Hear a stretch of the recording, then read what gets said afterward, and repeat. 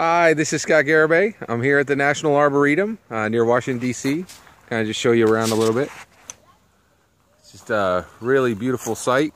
Hey, there's the Blue Beast. That's my bicycle. Good friend. All right, so just really gorgeous here. So I wanted to talk about two movies, and the new recent film Pan, and also Inside Out. And the reason why is recently me and my son Logan, we saw the movie Pan. My Logan, he is 8 years old, and he is just a great little guy. And you know, I see a lot of movies with my family, but I would say like every 6 months, Logan comes to me and he says, "Hey, I want to see this movie." And his movies are always really unusual, the ones that he specifically wants to see, that no one else in the family has asked to see, and there's quite a few. We went to see the movie Little Boy. It was really good. We really enjoyed it. No one went to see that movie but me and Xavier, me and Logan, my son, and maybe like 4 other people in America. And then, you know, a few other movies here and there, but Pan was one of them. And he was like, "Hey, I want to see Pan." And, you know, I checked with the rest of the family. Nobody wanted to see this but Logan. I'm like, "Sure, yeah, we'll go see it." So we went and we saw it. And we saw the movie Pan. And when it was done, I looked over and he says, "That was the best movie I've ever seen." And he was super hyped. And I, you know, and I had just seen the film and I'm like, that was a darn good movie. There was a lot of action. Hugh Jackman was fantastic in it. He did a great job as Blackbeard.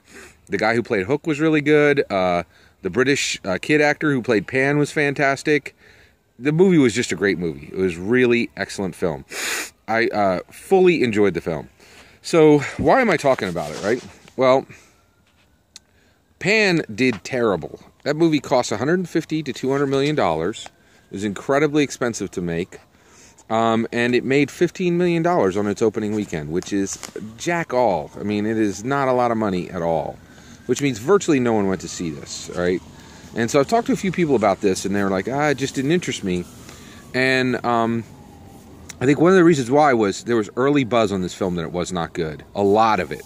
And also I think it was kind of weird that the movie's name was Pan, because I think critics just went to town with the pun of panning the movie Pan. And so there was just a big pile on. It was like a dog pile where people were just piling onto this movie to give it bad reviews.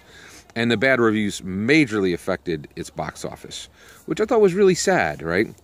But the reason why I'm talking about it is I was just thinking about this, and I felt really bad because my son enjoyed this movie. I enjoyed this movie. It was a great film. The film, there was tons of action, great special effects, flying ships, fantastic movie, objectively, in my opinion.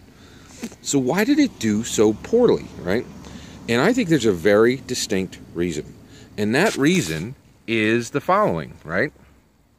The reason that movie did so poorly was the movie Inside Out, and what the movie Inside Out represents.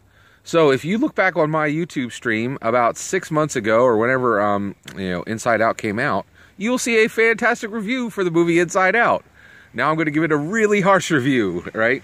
And the reason why was I went to see the movie Inside Out with my whole family and with all of my children, all 4 of them. I'm blessed to have 4 children. I have Xavier's, he's actually in college, and my oldest daughter, Autumn, she's in high school, and my youngest daughter is in junior high, and my youngest son, he's in elementary school. So we have a full range, you know, and it's an incredible blessing, and I really like it.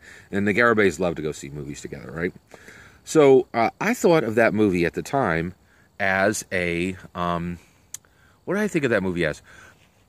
Sorry, excuse me. I thought of that movie as a child's movie, right?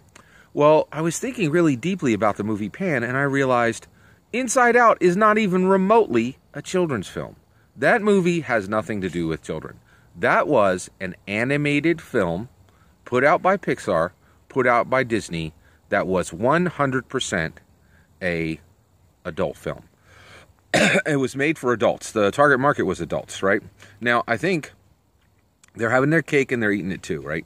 So what's been happening recently, and I think The Incredibles was the first movie to do this, right? So what was happening is, in the old days, you know, like 80s, 90s, and all the movies before that, parents would take their kids to a movie, and they would see a movie, and they would enjoy that movie. Oh, I'm sorry. They would not enjoy that movie. There'd be 2 or 3 jokes they might have laughed at. The kids would love the movie, and the parents would go out and say, there were 5 minutes in that movie that I enjoyed. Maybe, right? But you sucked it up because your kids, really enjoyed this movie for kids, right? Well, The Incredibles came along, and what they did was, The Incredibles, a Pixar film, was one of the first movies to say, hey, children's movies don't have to be not enjoyable by adults. And they put in a few, they actually put in a few jokes that were funny. They put in quite a, I would say a third of the jokes and a third of the content in that movie was for adults and was very funny. It wasn't hugely inappropriate, but it was, stuff that kids wouldn't get, stuff that kids didn't care about, right?